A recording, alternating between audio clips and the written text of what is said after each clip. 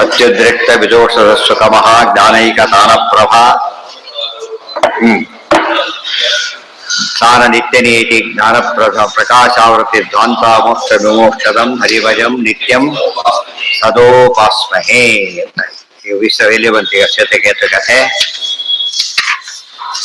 ಇವೆಲ್ಲ ದೃಷ್ಟಾಂತ ಕೊಟ್ಬಿಟ್ಟು ಆದ್ದರಿಂದ ಏನ್ ಮಾಡ್ಬೇಕು ನೀನು ಏನ್ ತಿಳ್ಕೊಂಡಿದ್ದೀಯಲ್ಲ ತಪ್ಪು ಅಂತ ಹೇಳಿ ಅದಕ್ಕೆ ಪ್ರತ್ಯಭಿಜ್ಞಕೃತ್ ಮಹಾಶಾಲ ತನ್ನಾಮ ಹರಿರ್ನಾರಾಯಣ ಪ್ರಭು. ಅದಾದ್ಮೇಲೆ ಎಲ್ಲ ಪ್ರತಿಯೊಂದು ವಿಮರ್ಶೆ ಮಾಡ್ತಾರೆ ಆಚಾರ್ಯ, ಏನೋ ತಪ್ಪು ಹೇಳಿಬಿಟ್ಟಿದ್ದಾರೆ, ಹಾಗೆಲ್ಲ ಅರ್ಥ ಮಾಡಬಾರ್ದು. ಹಾಗೆ ಮಾಡಿದ್ರೆ ಎಷ್ಟು ಉಪನಿಷತ್ತಿನಲ್ಲಿ ಇಲ್ಲದೆ ಇರೋ ಪದನ ಸೇರಿಸ್ಕೋಬೇಕು, ಇರೋ ಪದನ ಕೈ ಬಿಡಬೇಕು. ಇವೆಲ್ಲ ಏನಿದು ದೋಷ ಇದು, ಪ್ರಕ್ಷೇಪ ಅಂತರಿತ ಮಾಡಿದಾಗ ಆಗತ್ತೆ. ಆ ರೀತಿ ಮಾಡಬಾರದು ಅಂತ ಹೇಳ್ತಾ ಇದೇ ರೀತಿ ಅರ್ಥ ಮಾಡಿದರೆ ಇಲ್ಲಿ ಮಿಥ್ಯಾತ್ವ ಬಂದಿಲ್ಲ. ಅದು ಯಾತಕ್ಕೆ ಆ ರೀತಿ ಸೇರಿಸ್ಕೊಂಡು ತೆಗೆಯೋದು ಮಾಡಿದ್ರು ಅಂದ್ರೆ ಜಗತ್ತು ಮಿಥ್ಯಾ ಅಂತ ಅರ್ಥ ಬರ್ಬೇಕು ಅವ್ರಿಗೆ. ಅರ್ಥ ಬರ್ತಾ ಇಲ್ಲ, ಅದಕ್ಕೆ ಏನ್ ಮಾಡಿದ್ರು ಸೇರಿಸ್ಕೊಳ್ಳೋಕೆ ಶುರು ಮಾಡಿ.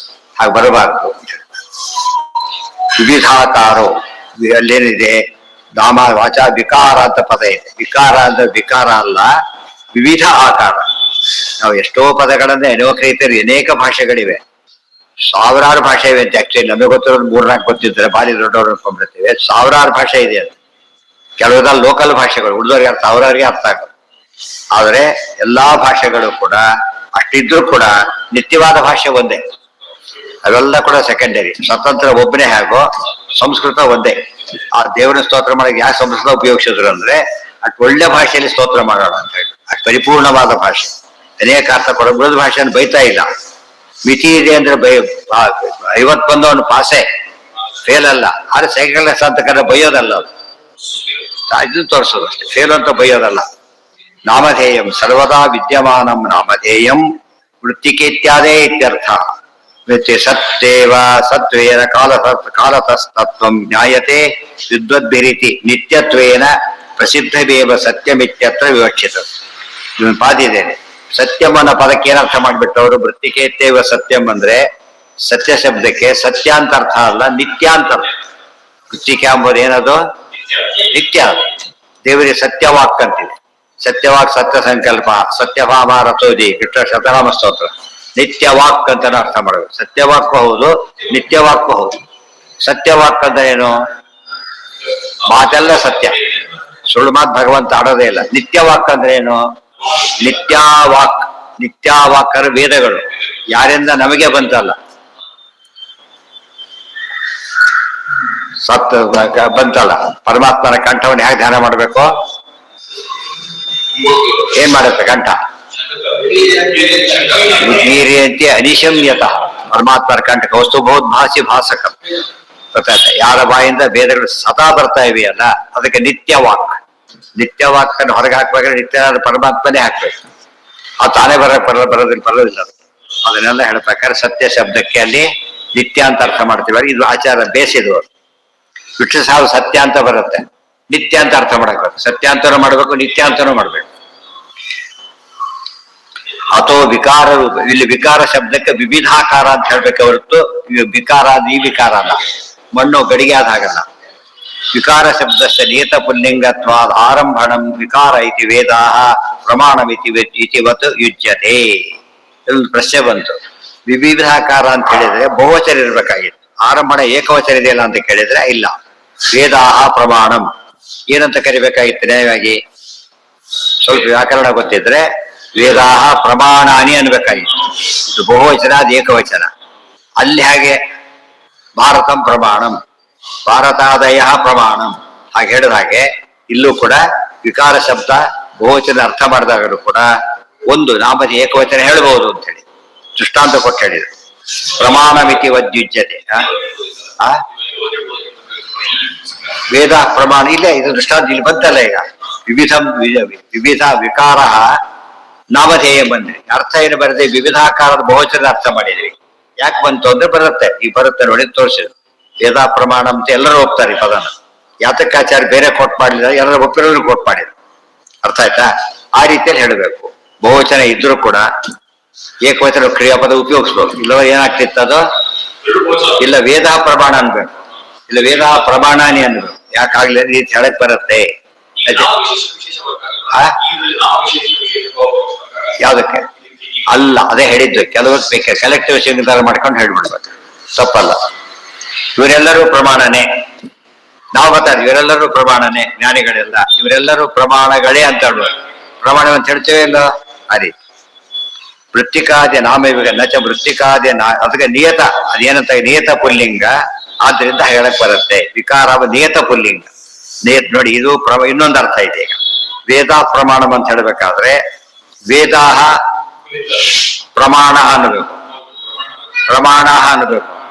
ಪ್ರಮಾಣ ಮತ್ತೆ ಯಾತಕ್ಕ ಅಂದ್ರೆ ಇಲ್ಲಿ ವಿಕಾರ ಅಂದ್ರೆ ವೇದ ಅನ್ನೋದನ್ನ ಪುಲ್ಲಿಂಗದಲ್ಲೇ ಹೇಳಬೇಕು, ಅದು ನಪುಂಸಕಲಿಂಗದಲ್ಲೇ ಹೇಳಬೇಕು. ಅದು ಯಾತಕ್ಕೆ ಅಂದ್ರೆ ಇರೋದೇ ನಿಯತ ಪುಲ್ಲಿಂಗ ಅಂದ್ರೆ ಏನು, ಅದು ಪುಲ್ಲಿಂಗದ ರೂಪ ಒಂದೇ ಇರೋದು, ಬೇರೆ ರೂಪ ಇಲ್ಲ ಅದಕ್ಕೆ. ಅದನ್ನ ಏನಂತ ಹೇಳ್ಬೇಕಾದ್ರೆ ಪುಲ್ಲಿಂಗದಲ್ಲೇ ಅದನ್ನ ಹೇಳ್ಬೇಕು, ನಪುಂಸಕಲಿಂಗದಲ್ಲೇ ಇದನ್ನ ಹೇಳ್ಬೇಕು. ಇದನ್ನ ಬದಲಾಯಿಸಾಗಿಲ್ಲ.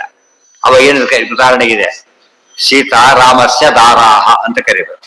ಸೀತಾ ರಾಮಸ್ಯ ದಾರಾಹ ಬಹಳ ತಲೆ ಕೆಡುತ್ತೆ ನೋಡೋದಕ್ಕೋಸ್ಕರ. ಸೀತಾ ರಾಮಸ್ಯ ದಾರಾಹ ಅಂದ್ರೆ ಪತ್ನಿ ಅಂತ ಅರ್ಥ. ದಾರಾಹ ಬಹುವಚನ, ಸೀತೆಯು ರಾಮನ ಪತ್ನಿಯರು ಅಂತ ಆಗ್ಬಿಡ್ತಾರೆ. ಇಲ್ಲ ದಾರ ಅಂತ ಮಾಡಬಾರದು. ಆ ಪದಕ್ಕೆ ಈ ರೂಪ ಇಲ್ಲ, ಏಕವಚನ ಬಹುವಚನ ಇಲ್ಲ. ಏನದು ಬಹುವಚನ ಉಪಯೋಗಿಸ್ಬೇಕು ಯಾವಾಗ ಕೂಡ. ಮತ್ತೆ ಪುಲ್ಲಿಂಗ ಬೇರೆ, ಗೊತ್ತಾಯ್ತಾ? ಪುಲ್ಲಿಂಗ ಬೇರೆ. ಏನ್ ಹೇಳ್ಬೇಕಿತ್ತಲ್ಲಿ? ಸೀತಾರಾಮಸ್ಯ ದಾರ ಅನ್ನಬಾರದು, ದಾರ ಅಂತಾರೆ. ಅದು ವ್ಯಾಕರಣ ನಿಯಮ ಆಗಿದ್ದಾಗ ಲಿಂಗ ವ್ಯತ್ಯಾಸ ಏನು ಕೂಡ ಏನಿದೆ ಹಾಗೆ ಫಾಲೋ ಮಾಡ್ಬೇಕೆ ಹೊರತು ಏನ್ ಮಾಡ್ಕೊಡು ನಾವು ಚೇಂಜ್ ಮಾಡ್ಕೊಳ್ಬಾರ್ದು.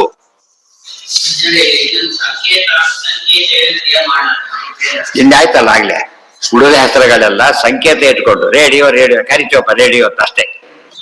ನಮ್ಮಲ್ಲಿ ಹಾಗಲ್ಲ. ನಿನ್ನೆ ನದಿ ಅಂತ ಹೇಳಿಲ್ಲ, ಪ್ರತಿಯೊಂದು ಸಂಸ್ಕೃತ ಪದಕ್ಕೆ ಕೂಡ ಡೆರಿವೇಶನ್ ಡೆರೈವ್ ಅಂತ ಹೇಳ್ತೇವೆ, ಡೆರಿವೇಶನ್ ಇದೆ. ಇದು ಡೆರಿವೇಶನ್ ಇಲ್ಲ, ಎಲ್ಲ ಸಂಕೇತ. ಲೆಟ್ ಇಟ್ ಬಿ ಎ ಅಷ್ಟೇ. ರೇಡಿಯೋ, ಟಿವಿ ಏನೋ ಅರ್ಥ ಇರ್ಬೋದು, ಇಲ್ದೇನೋ ಇರ್ಬೋದು, ಇರ್ಬೇಕು ಅಂತಿಲ್ಲ. ಎಷ್ಟೋ ಇದಕ್ಕೆ ಏನ್ ಲಿಂಕೇ ಇರೋದಿಲ್ಲ. ಅದು ರಿವರ್, ಯಾತಕ್ಕೆ ರಿವರ್ ಗೊತ್ತಿಲ್ಲ, ರಿವರ್ ಅಷ್ಟೇ, ಎಲ್ಲ ಹೇಳಿ ಆಗಿದೆ ರಿವರ್. ಯಾತಕ್ಕೆ ನದಿ ಹಾಗಲ್ಲ, ನಗನ್ಯಾತೀತಿ ನದಿ, ಈ ಅರ್ಥ ಹೇಳೋದು. ಫ್ರೆಂಡ್ ಅಷ್ಟೇ, ಉದಾಹರಣೆಗೆ ಬರೋದಿಲ್ಲ. ಸುಹೃತ್ ಅಂದ್ರೆ ಅನಿಮಿತ್ತೋಪಕಾರಿ, ಅದಕ್ಕೆ ಅರ್ಥ ಇದೆ, ಗೊತ್ತಾಯ್ತಾ? ಅದಕ್ಕೆ ಸಂಕೇತ ಮಾತ್ರ. ಬೇರೆ ಎಲ್ಲಾ ಭಾಷೆಗಳು ಕೂಡ ಏನವು ಸಾಂಕೇತಿಕವಾಗಿ ಮಾಡಿದ್ದೇವೆ, ಈಗ ಹೇಳ್ಬೇಕಷ್ಟೇ. ನಮ್ದು ಹಾಗಲ್ಲ. ಯಾಕೆ ಮಾಡಿದ್ದೆ ತೋರಿಸ್ತೀವಿ. ಅದು ವೃತ್ತಿಕಾದ್ಯ ನಾಮೆ ವಿಕಾರ ಸಾಂಕೇತಿಕಂ ನಾಮ. ಯಾವುದೇ ಒಂದು ಸಂಸ್ಕೃತ ಪದ ವಿಕಾರ ಅಲ್ಲ, ಅದು ವಿಕಾರ ಅಲ್ಲ, ತಂದೆ ಆದ ರೂಪ ಆಗಿದೆ ಅಷ್ಟೇನೆ. ವಿಕಾರ ಅಂದ್ರೆ ಕೆಲವು ಸರ್ತಿ ಏನಾಗುತ್ತೆ, ತತ್ಸಮ ತದ್ಭವ ಅಂತ ಹೇಳ್ತಾರೆ, ಗೊತ್ತಲ್ಲ? ಯಮ ಅಂತಿದೆ, ಅದು ಏನದು ತತ್ಸಮ. ತದ್ಭವ ಅಂಬದೇನದಕ್ಕೆ ಜವರಾಯ ಅಂತ ಕರಿತಾರೆ. ಯಮರಾಯ ಸಂಸ್ಕೃತ. ಅವೆಲ್ಲ ಅದರಿಂದ ಹುಟ್ಟಿ ಬಂದಿರೋದು. ಹುಟ್ಟಿ ಬಂದಿರ್ಬೇಕಾಗಿಲ್ಲ, ಡಿಪೆಂಡ್ ಆಗಿದ್ರು ಸಾಕು. ಮಗ ಇದ್ದರೆ ಅಪ್ಪನಿಂದ ಹುಟ್ಟಿ ಬಂದವನು, ಫ್ರೆಂಡ್ ಇದ್ದಾನೆ ಹುಟ್ಟಿ ಬಂದವನಲ್ಲ. ಫ್ರೆಂಡ್ಶಿಪ್ಪಿಗೆ ಅದು ಸಾಕು. ಒಬ್ಬರ ಮಕ್ಕಳಾಗ್ಬೇಕಾಗಿಲ್ಲ.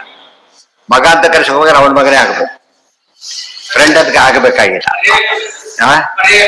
ಪರ್ಯಾಯ ಪದ ಕೆಲವೊಮ್ಮೆ ಅಲ್ಲ, ಇಷ್ಟು ಹೇಳ್ತಾರೆ. ಆದ್ರಿಂದ ಪ್ರಾಧಾನ್ಯವೇ ಮಾತ್ರ ವೃತ್ತಿಕಾದಿ. ಇದೆಲ್ಲ ಹೇಗೆ ವಿಮರ್ಶೆ ಮಾಡಬೇಕು, ಚಿಕ್ಕ ವಾಕ್ಯಗಳಲ್ಲಿ ವಿಮರ್ಶೆ ಹೇಗೆ ಮಾಡ್ಬೇಕು ತೋರಿಸ್ತಾ ಹೋಗ್ತಾರೆ. ಈ ಪದ ಇಲ್ಲ ಸೇರಿಸ್ಕೊಂಡಿದ್ದೀರಿ, ಪದ ಇದೆ ತೆಗೆದಿದ್ದೀರಿ, ಈಗೆಲ್ಲ ಹೇಳ್ತಾ ಹೋದಾಗ ದೊಡ್ಡ ಪದ ಆಚಾರ ಲೈಕ್ ಮಾಡೋದಿಲ್ಲ. ಅದನ್ನ ಇವತ್ತು ನಮ್ಮಲ್ಲಿ ಅಭ್ಯಾಸ ಏನಂದ್ರೆ ಒಂದು ಪುಟದಲ್ಲಿ ಹೇಳೋದನ್ನ 1000 ಪುಟ ಮಾಡೋದು, ಎಳೆದು ಮಾಡಬೇಡಿ ಅಂತ ಹೇಳ್ತಾರೆ. ಯಾಕೆ? ಜಡ್ಜ್ಮೆಂಟ್ ಎಷ್ಟು ವಾಕ್ಯ ಇರುತ್ತೆ, ಇಷ್ಟು ತಪ್ಪ ಇರುತ್ತೆ. ಅದು ಆರ್ಡರ್ ಮನೆಗೆ ಇಷ್ಟೇ ಜಡ್ಜ್ಮೆಂಟ್ ಇರುತ್ತೆ. ಎಲ್ಲ ಕನ್ಸಿಡರ್ ಮಾಡಿ ಏನಂತ ತೀರ್ಮಾನ ಮಾಡಿದ್ದೇವೆ, ಇದರ ಪ್ರಕಾರ ಈ ತಪ್ಪು, ಈ ಪ್ರಕಾರ ಇದು ಸರಿ, ಇದಕ್ಕೆ ಈ ರೀತಿ ಒಪ್ಪಿಕೊಡಿ, ಇಷ್ಟೇ ಬೋಧೋಯ್ತು. ಬಹಳ ದೊಡ್ಡ ಕೇಸಲ್ಲಿ ಪ್ಯಾರ ಇರ್ಬೋದು ಅಷ್ಟೇ, ಉಳಿದಂತೆ ವೆರಿ ವೆರಿ ಸಿಂಪಲ್. ಆ ಲೆವೆಲಲ್ಲಿ ಬರೀತಾರೆ ಆಚಾರ್ಯ. ಅದಕ್ಕೆ ಯಾತಕ ವ್ಯಾಖ್ಯಾನ ಬೇಕಾಯ್ತು ಅಂದ್ರೆ ಇಷ್ಟು ಸಂಕ್ಷೇಪ ಆಯ್ತಾಗ ವಿವರಣೆ ಮಾಡೋದಕ್ಕೆ ಭಾಷೆಗಳು ಬೇಕಾಗ್ತದೆ. ಸೃಷ್ಟಿಶ್ಚ ಪ್ರಾಧಾನ್ಯಾರ್ಥವೇ ಹತ್ರ ಉಚ್ಯತೆ. ಬೇಕಾದ ಮುಖ್ಯ ಅರ್ಥ ತಗೋಬೇಕು. ಮೊನ್ನೆ 3 ದೃಷ್ಟಾಂತಗಳು ಎದ್ದು ಕಾಣೋ ಒಂದು ಅಂಶ ಏನು ಅಂದ್ರೆ ದೇವರಿಂದ ಸೃಷ್ಟಿಯಾಗಿದೆ ಅಂತ ಹೇಳ್ಬೇಕು. ಸೃಷ್ಟಿಯಾದವನು ಪರಮಾತ್ಮ, ಸೃಷ್ಟಿಯಾದಿದ್ದ ಜಗತ್ತು ಮಾಡಿದವನು ಪರಮಾತ್ಮ. ಅದು 3 ದೃಷ್ಟಾಂತ ಕೊಟ್ಟು 3ರಲ್ಲಿ ಸ್ವಲ್ಪ ವ್ಯತ್ಯಾಸ ಇದೆ. ಒಟ್ಟು ತಾತ್ಪರ್ಯ ಏನು ಅಂದ್ರೆ ಪರಮಾತ್ಮ ಭಾರಿ ದೊಡ್ಡವನು ಅಂತ ತಾತ್ಪರ್ಯ. ಒಂದು ನಖನಿಕರಂತರದಿಂದ ಎಲ್ಲಾ ನಮಗೆ ನಖನಿಕರ ಗೊತ್ತ, ಉಕ್ಕಿನ ಪದಾರ್ಥ ಗೊತ್ತಾದು ಒಂದು ಮೃತ್ಪಿಂಡ ಎಲ್ಲಾ ಮೃತ್ ಒಂದು ನೋಡಿದಾಗ ಎಲ್ಲಾ ಮೃತ್ ಗೊತ್ತಾಯ್ತು ಸಾದೃಶ್ಯದಿಂದ. ಅದೇ ರೀತಿ ಒಂದು ಸುವರ್ಣ ಎಲ್ಲಾ ಲೋಹಗಳು ಅರ್ಥ ಆದವು. ಅದೇ ರೀತಿ ಒಬ್ಬ ದೇವರು ತಿಳ್ಕೊಂಡ್ರೆ ಎಲ್ಲಾ ಜಗತ್ತು ಗೊತ್ತಾಗತ್ತೆ. ಇದೇ ಸಿದ್ಧಾಂತ. ದೇವರೊಬ್ರು ಗೊತ್ತಿಲ್ಲ, ಎಲ್ಲರೂ ಗೊತ್ತಿದ್ದಾರೆ, ಉಪಯೋಗ ಇಲ್ಲ. ದೇವ್ರೊಬ್ರು ಗೊತ್ತಿದ್ರೆ ಸಾಕು, ಏನು ಬೇಕಿಲ್ಲ. ಆಫೀಸರ್ ಕ್ಲೋಸ್ ಇದ್ದಾರೆ, ಎಷ್ಟೋ ಜನ ಕೆಲ್ಸಕ್ಕೆ ಹೋಗೋದು ಹಾಗೇನೆ. ಸೀದಾ ಆಫೀಸರ್ ತಮ್ಮ ಕೆಲಸ ಇಲ್ಲಿ ಹೇಳೋದಕ್ಕೆ ಹೋಗ್ತಾರೆ. ಅದೆಲ್ಲ ಇದ್ದಲ್ಲೇ ಕರೆಸ್ತಾರೆ. ಅಂತ ಕರಿ ಅವ್ನು ಇವನ್ ಕರಿ ಅಂತ ಹೇಳ್ತಾರೆ. ಎಲ್ಲ ತಂದು ತೋರಿಸ್ತಾನ, ಅಲ್ಲೇ ಆರ್ಡರ್ ಮಾಡಿ ಕಳಿಸ್ಬಿಡ್ತಾರೆ. ಆಫೀಸರ್ ಕಳಿಸುತ್ತೆ, ಅವ್ರು ಹೇಳಕ್ ಬರೋಲ್ಲ, ಇವ್ರು ಹೇಳೋದಕ್ಕೆ ಬರುತ್ತೆ. ಆ ದೇವರು ಒಬ್ರು ನಮಗೆ ಅನುಕೂಲ ಅನುಗ್ರಹ ಮಾಡದ ಅಂದ್ರೆ ಎಲ್ಲರೂ ಅನುಗ್ರಹ ಮಾಡಿಬಿಡುತ್ತಾರೆ.